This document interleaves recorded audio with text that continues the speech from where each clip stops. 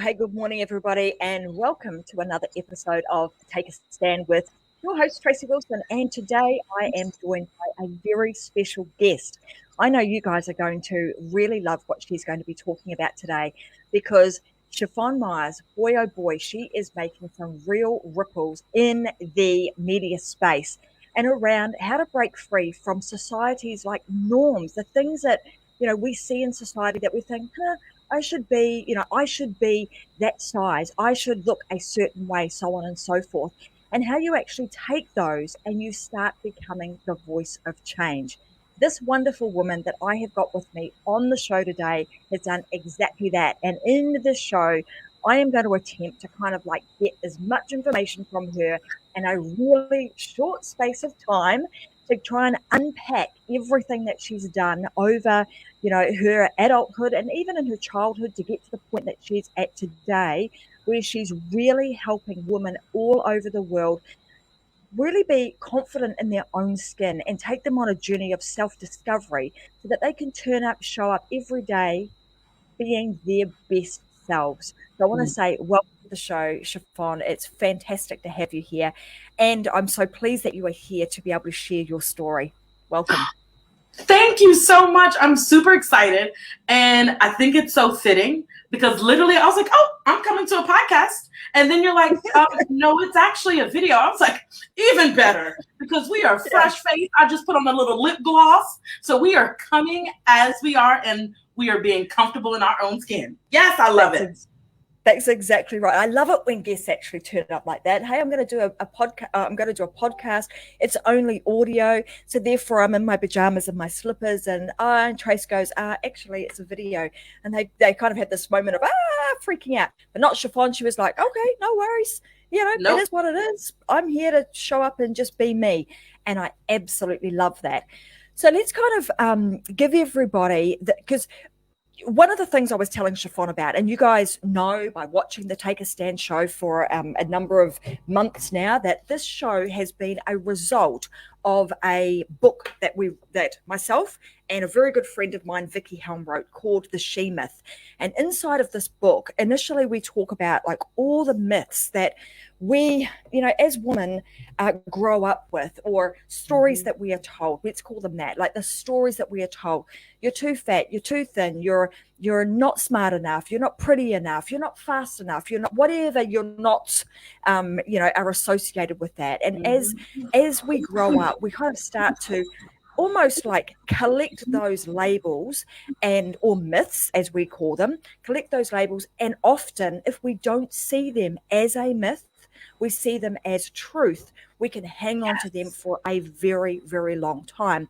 So in the book, we talk a lot about how you can let those go, that understanding that they are simply a myth. It is just a story that you've been told, a story that you're continuing to tell yourself, and how you can let that go. And then we continue to talk about how you can now stand in your purpose and use your inner genius to now become a CEO, a very powerful CEO, just as Shaffonne is in what she's doing with the Pretty Pear Bride movement. And she's going to tell us a lot more about that very shortly. But as I was telling her that, and as we were looking for guests for the show, Shaffonne stood out because she is somebody who is really standing up and standing firm on what she believes in, and standing out in a lot of ways. So let's kind of unfold this now that we're, as a young girl, Shaffonne, what were some of the myths that you were told that as you have grown up, you've realized that's totally not true? And in fact, I actually need to go in a completely different and an opposite direction. And I'm kind of going to shake the society up and become a voice of change. How did that start? What's happened to make that kind of come to life? I think it's very interesting because being a plus size woman, I was a plus size child. And so I grew up always being the bigger friend of the group. And so it was always that thing of, and this is going to date me, but we would go to the mall and we would go like shopping, and I'd be like, oh, I just have to look because they didn't have my size. Like my size was not there. And so they were trying on and I was like, oh, they don't have my size. Like it was always, I didn't even look. Like, it was no, let me look to see if they have my size. It was like, oh no, they don't have my size. That doesn't come in my size. You can't wear that. And I think that really, and I mean, I'm going to say like middle school age, like that was, I mean, that's a very impressionable age to know that you're going to go into a store and they're not going to have your size. Like, you don't even look. It's not even worth my time to look for the size. And it was hard. So in terms of that, so like being, you know, the friend, the biggest, the plus size friend with all these girls that were going shopping, and obviously, you know, as a young girl, you want to go with your friends, you want to experience all of that, and they're going into all of these shops and they are finding a lot of things. Like, let's talk, like, how did that make you feel at that time? Like, what was going on with you, and why did you continue to go? I think the thing is internally, I was at the point of, why? Am I less than? Am I someone who doesn't deserve it? Am I not worthy of being able to go into a store and find, and I'm going to say it like in the, because we could go to stores and find it, but it wasn't the trendy stores. It wasn't the stores where it was like, you know, where you shopped. It was like I had to go to a different store, which was not the store. So I think it was a lot of the worth, like really digging into the aspect of, I'm not worthy of having my size in the store.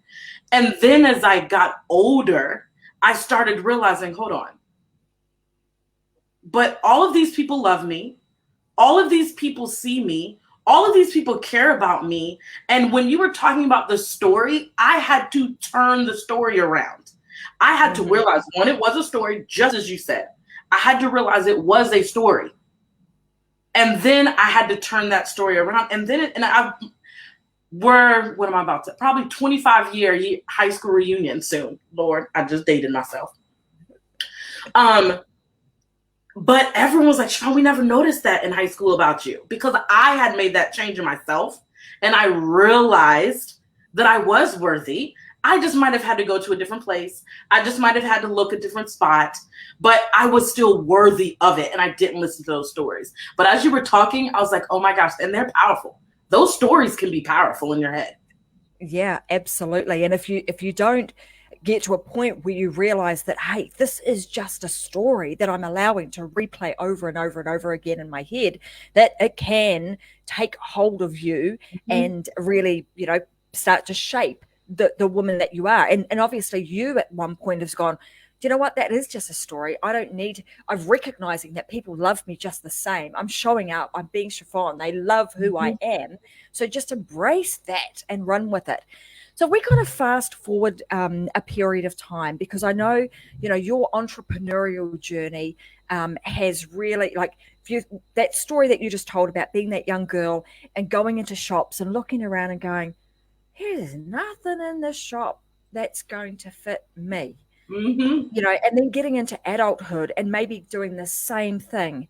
When was that moment when you realized, hang on a minute, it doesn't really have to be this way?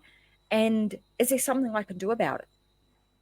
I think I did notice it probably in high school, but I didn't really act on it. Like, I started noticing, like, hold on, I'm okay. Like, I'm okay. But I didn't really, really notice it until I got to probably when I was getting married.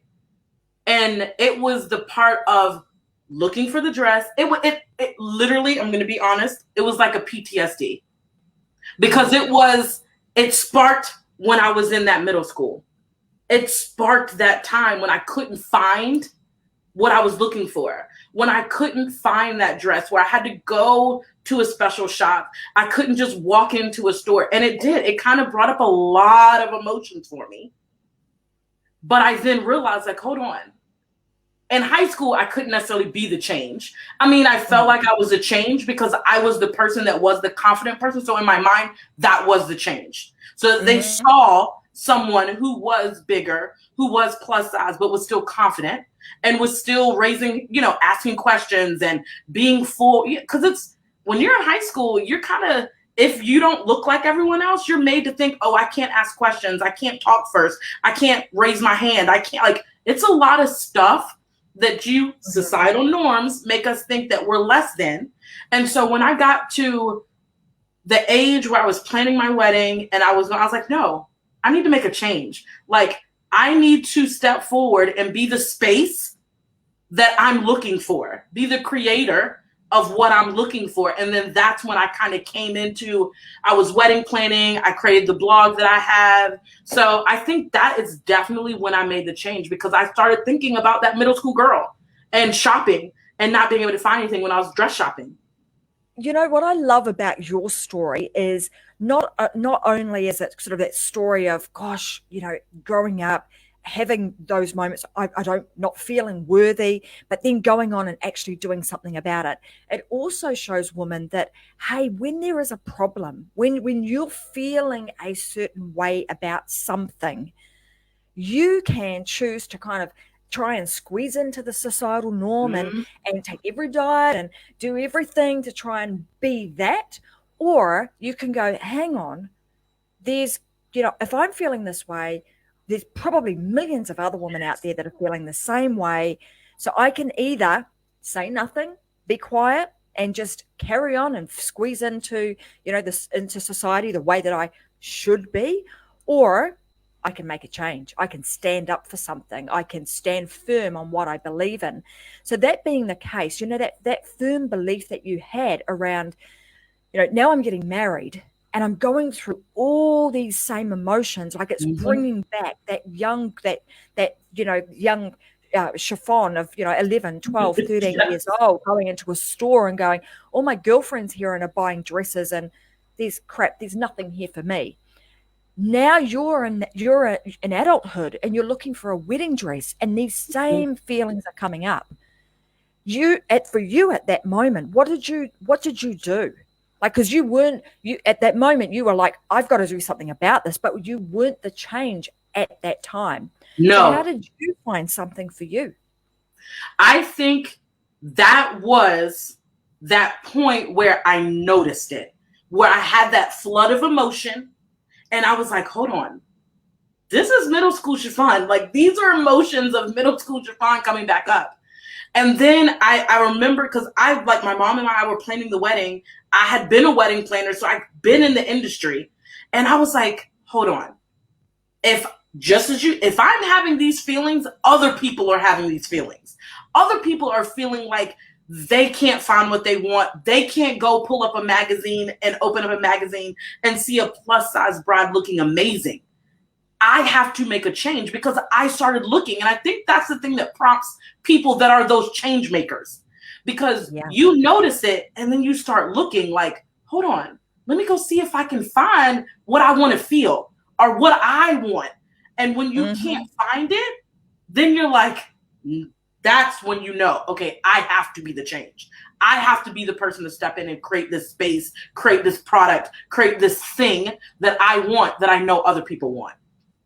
Yeah, it's when you get to that kind of like crossroad, right? It's like I could do something about it and sort of turn a blind eye and just go, oh, well, that's just the way it is. Or hang on, this is not good. I'm gonna do something about this. I'm going to be the voice. I'm going to be the change maker.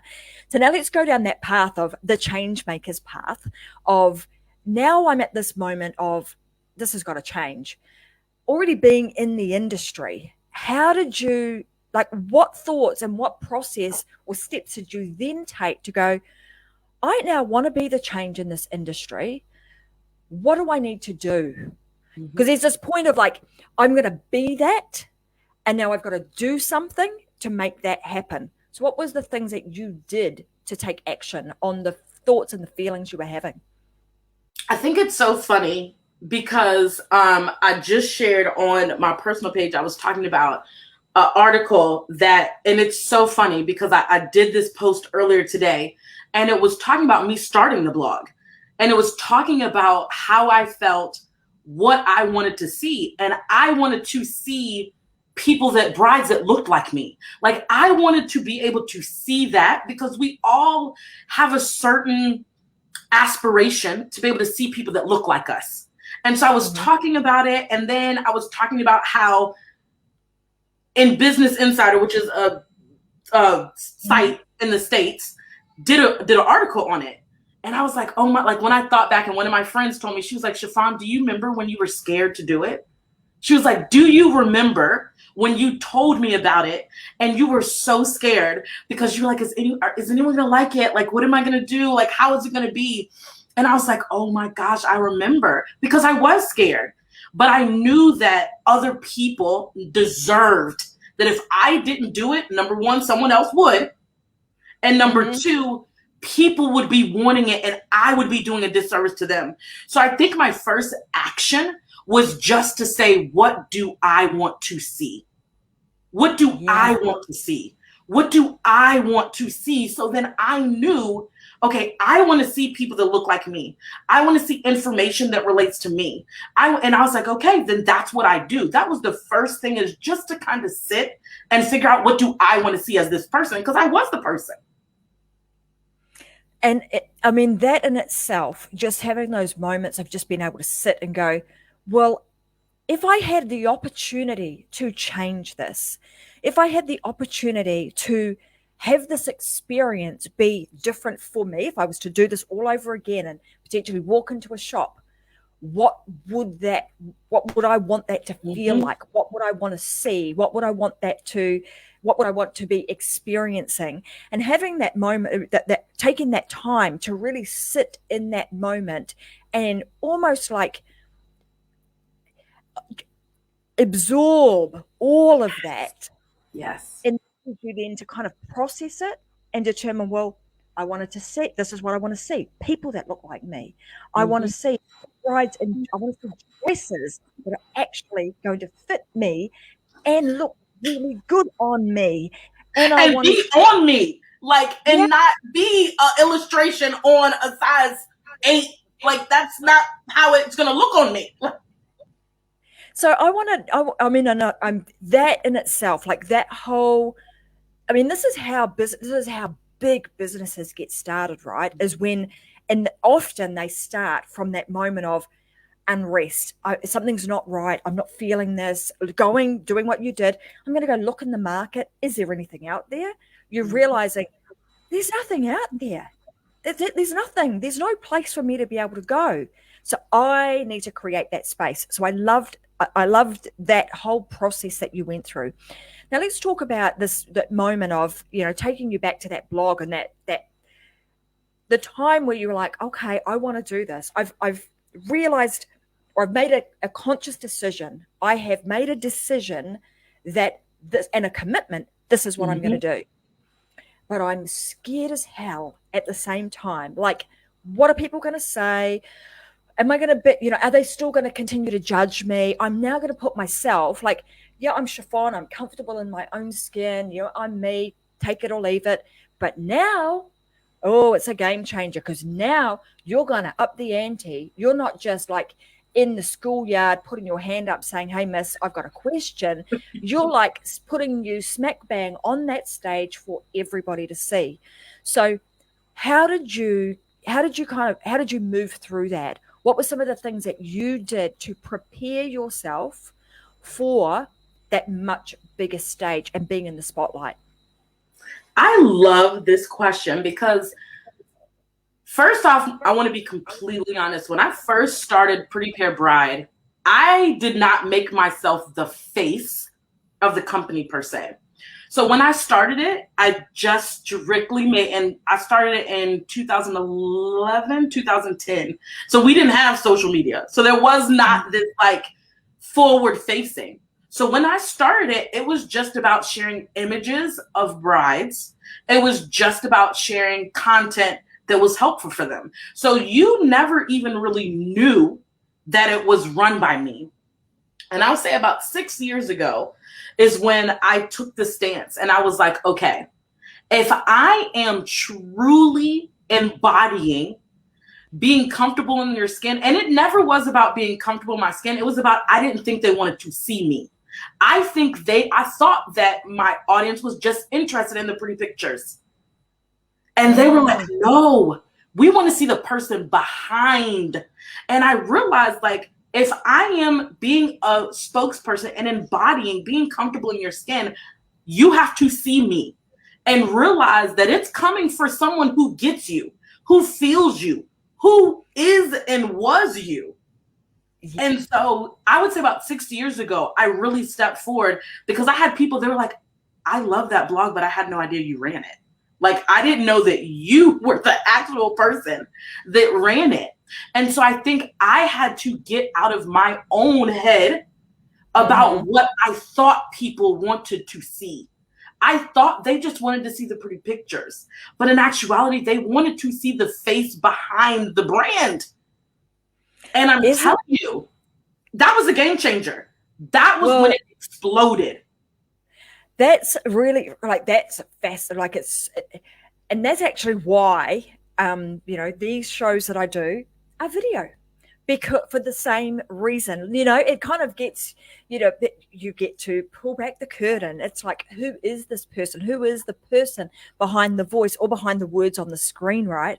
So having that, and it's really interesting because I think, you doing that 6 years ago was, like you call it, game changer. It was a game changer for that time, because back then it was okay to have, I'm going to call it, a faceless brand. Yes. It was okay to do that. Why? Because society said it was all right. You just popped up a website. You could put on pretty pictures because that's what people wanted to see. Yeah. But now people are wanting to see. So how did you get to the point where you realized, they actually want to see me? They don't just want to see these pretty pictures, and I need to step forward and be the face of this brand. Like, how did that come about? Was it a customer that said that, or what happened? I think it was the point in time where, and kind of to set that landscape, and like it was, people were used to seeing faceless brands. Like, they were used to being like, oh, that's their logo. Like, I don't know who actually runs it. I just always just see the logo. But I think I started realizing that, especially with my demographic, because the demographic is so wrapped up in feeling comfortable in their body and being able to be seen and visible, I realized that, hold on, I'm going along and doing the thing that everyone else is doing, but I'm doing such a disservice to my audience, because they're not seeing the person who runs the company, and they're not seeing the true embodiment of what it means to step forward and be visible, which I'm teaching you how to do that on your wedding day, but I'm not doing that in my business. Yeah. Well, isn't that like that in itself, like that realization of, hang on a minute, I'm teaching all of this stuff for you to step up on your wedding day, to embody it all. But hang on a minute, I'm not actually doing that. So I love that this sounds to me like it's been a real journey and an evolution of like self-discovery, almost. Like, this whole process has even been a journey of self-discovery for you, and then you actually sharing that experiences that you've had in a very authentic way that has enabled you to take your audience on that same journey with you. And which is beautiful. So nowadays with Pretty Pear Bride, tell us a little bit about like what it is you're doing now, because you've got a massive blog, a really big following, a fantastic business running. Like, tell us a little bit about that, and maybe even where are you thinking of taking this, and what's coming next for you guys? I think it's interesting because it has been an evolution from me realizing, as well as my audience telling me. And I think that's another part of you becoming the face of your brand. It personalizes you. It humanizes your brand. So they talk to me. They interact with me. Like, we'll have conversations on DM, on social media. They'll send me messages saying, hey, this is what I want to see. When I ask questions, they know it's not this brand that they don't know who runs it asking the question. So I think even from just them letting me know, as well as me having new directions, right now, it's not just about the pretty pictures, because I really feel like the pretty pictures started off being inspirational, but I think it's now become just surface. And I'm so much more than surface. I want you to truly feel comfortable in your skin and love yourself on your wedding day. And that comes from more than just pretty pictures.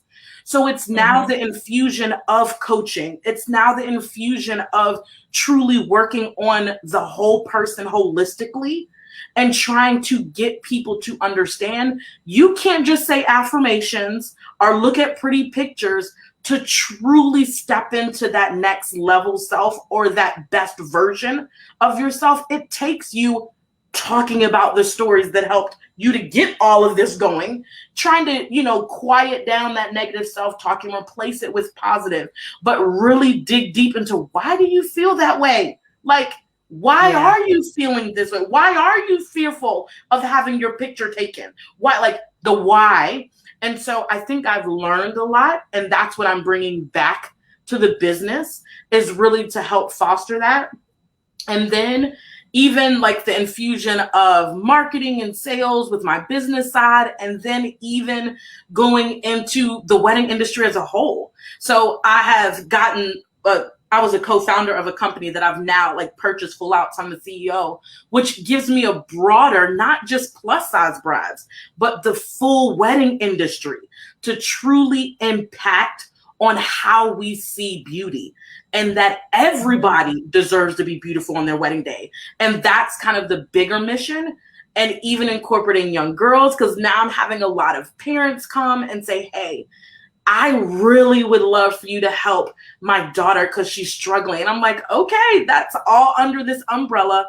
And it all makes sense now. And that's what I was telling you, like everything I've done, because I was a teacher for like 4 years, and everyone was like, you're a teacher, but you're not really a teacher. Like, you're more of my life coach. And I was like, okay. And so now I'm seeing all of these things come together underneath this umbrella of Shaffonne Myers right now. And it's scary, but it's exciting. Absolutely. And, the excitement is almost more of, it's the excitement that's bigger than the fear, right? Because it's that keeps that momentum and keeps you moving forward. I want to talk about this too, because you just touched on it. The brand of Shaffonne Myers. So let's talk about how important it is, or whether or not it's actually important, to create a brand of you compared to a brand of Pretty Pear Bride. So like there are other women out there, right, that right now, in my opinion, it doesn't matter whether you have a business or whether you don't have a business. You still actually have a brand. Yes. And that brand is the brand of you. So let's talk about that, because you just touched on it. You touched on the umbrella of Shaffonne Myers. Why have you gone down that path of like branding you compared to branding a business? Oh, Tracy, oh my gosh. I feel like I love all of your questions. I really do. I had this thought because I knew, so when I entered the wedding industry, I was like, I really feel like I'm more than just Pretty Pear Bride. And then I did my business with business and marketing and sales coach. And I was like, I feel like I'm more than this. And then that's when I was like, okay, hold on. This is bigger than just Pretty Pear Bride. This is the whole wedding industry. And I just realized that when you think of you yourself as the brand, not just a company, that allows you to have such a bigger impact. Because when you, me, we are brands of ourselves, we have all the different legs that come underneath us, that I'm still doing the same thing. So when I think of myself as, let's say, a success coach or a self-discovery coach or what an empowerment coach, whatever you want to call me, I do that in all of my different divisions. I do that with Pretty Pear Bride for plus size brides. I do that with Shaffonne Myers Consulting with my business. I do that with Owl Society with my wedding company. I do that with my teams, with whatever that looks like. That's the beauty of a brand. You are not just held down to this company. I now am a brand that has all of these different companies that I can utilize all my talents in all of my different areas. And that's what I love about it. And that has been a realization. I'm going to tell you, Tracy, I'd say probably the past 2 years, maybe 3 years that I started seeing it out more than just Pretty Pair Bride. You know, and I applaud you for this because it's tough. Like, and a lot of people don't often think about, well, I'm just Tracy Wilson. I'm not really a brand. You know, and when you really start thinking about that, like, what do you stand for? What am I going to stand for? What am I going to stand up for? What am I going to stand firm on? What do I believe? You know, what do I want people to, you know, what persona am I creating? Like, all of these things are the brand of you. And the beauty of you now, and this is something I teach inside of the programs that we run, is like, when you create the brand of you, the Shaffonne Mars brand, and you hit this so beautifully, is that it gives you flexibility. You're then able to be agile. Yes. You've got the brand of you. You've got all the different businesses or products and services that kind of sit underneath that. But it makes it so simple that let's say someday, you know, you wanted to sell off a Pretty Pair Bride, no big problem. You can, boom, you're up and going again in an instant. Why? Because you've got the brand of you. So it's so I love, you know, that. And I encourage women all women everywhere to do that, whether you are, you know, whether you're working for somebody else, you're in a 9-to-5 job, or whether you own your own business. You want to start working on the brand of you, and what does that look like to give you, particularly in this day and age where things are changing rapidly. I was about to say quickly. Yes. Yeah, changing really quickly. I mean, it's one thing we can pretty much guarantee, there's continued change, right? But when you've got that, you're able to pivot and position yourself wherever you need to. Yes, and I think that's what I realized. And when I realized, because you have that feeling, you know, like, okay, I know I'm meant for something more than this. But how does that look? And then when you think, okay, this is the head. And I think one of my friends said it the best. And when she said it, she was like, you're like the mom. You're the mom, and these are your children.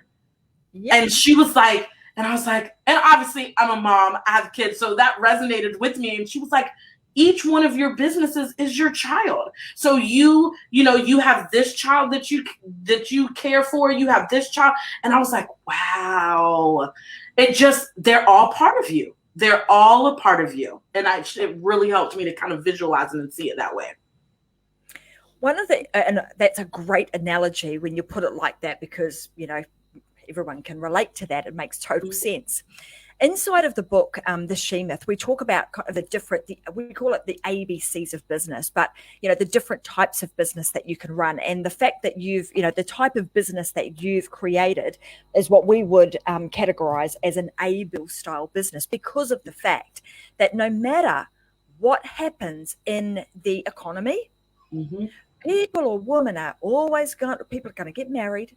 You know, it's a thing that is so deep-seated into society, even though we started this with kind of changing the societal norms, but it's so deep-seated, that's just what happens. And secondly, it's a sort of thing that women want to show up. They want to feel their very best on that day. So one of the things that I would say is, if for those of you that are sort of out there, you're listening to what Shaffonne's talking about, and I think is super inspiring, and you're going to be inspiring a lot of other women to go like, do you know what? Can I be a change maker? Is there an opportunity for me to create something that, you know, creates the change in society?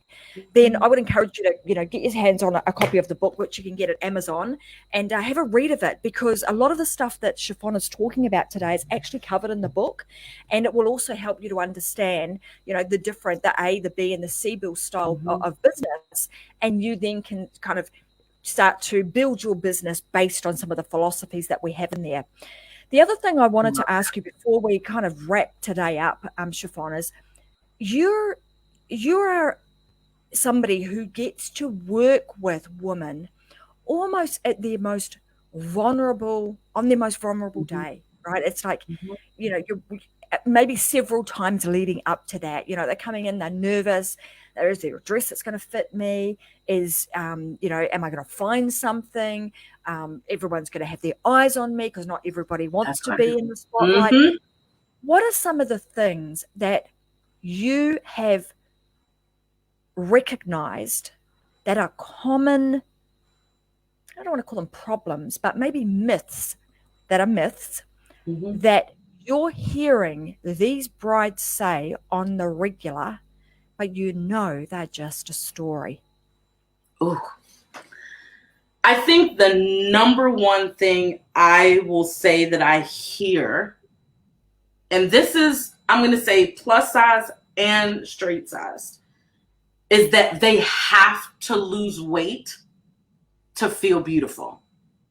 And I think this is something that is ingrained not just for brides, but it's ingrained for us as little girls. That you have to lose weight to be beautiful. That to be beautiful, you have to be a smaller size. And that smaller size is going to be relative for everyone. So if you are a larger size, you just want to be a smaller size. If you are a smaller size, you just want to be a smaller size than that. And I think that's the part that is so disheartening to hear. But it's also so inspiring when I get my hands on them, per se, because that is what I switch for them. That is what I change for them. And I allow them to realize you don't have to lose weight to feel beautiful at all, because everybody is able to be beautiful on their wedding day. And that is what I help people realize. Everybody. That's the thing. Small, large, tall, skinny, whatever. Everybody gets to feel beautiful.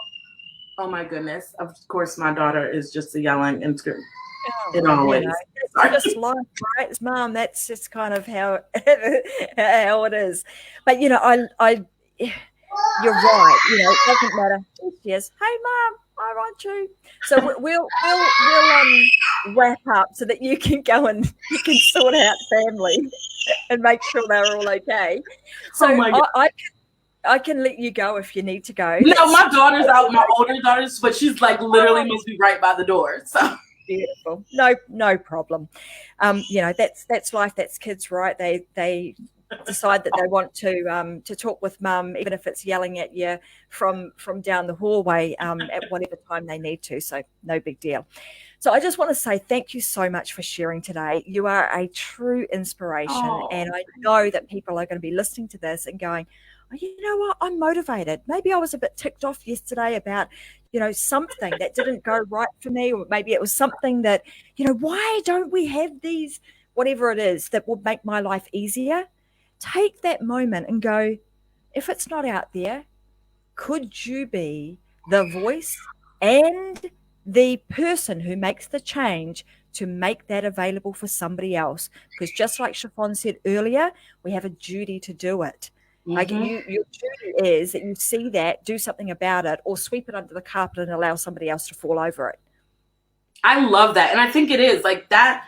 I feel like people don't realize when they have these ideas, when they see this lane, when they see this gap that's there, because oftentimes we feel the gap. That's how we see it. Like we ourselves are affected by it, that it is our duty. Like it's your duty to step up and create something. And I think when people think of it in that way, it changes it for people, because most times it's easier to sit back. But when you think of, oh, it is my duty. Like if I'm experiencing this, someone else is experiencing this. And it's my duty to say something, do something, create something. So yes, I loved how you said that, because it's so true. It's so true.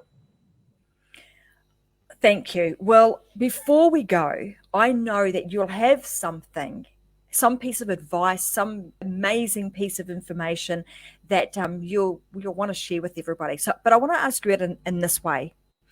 If there were a piece of advice that you could give the younger version of Shaffonne Myers, what would that advice have been?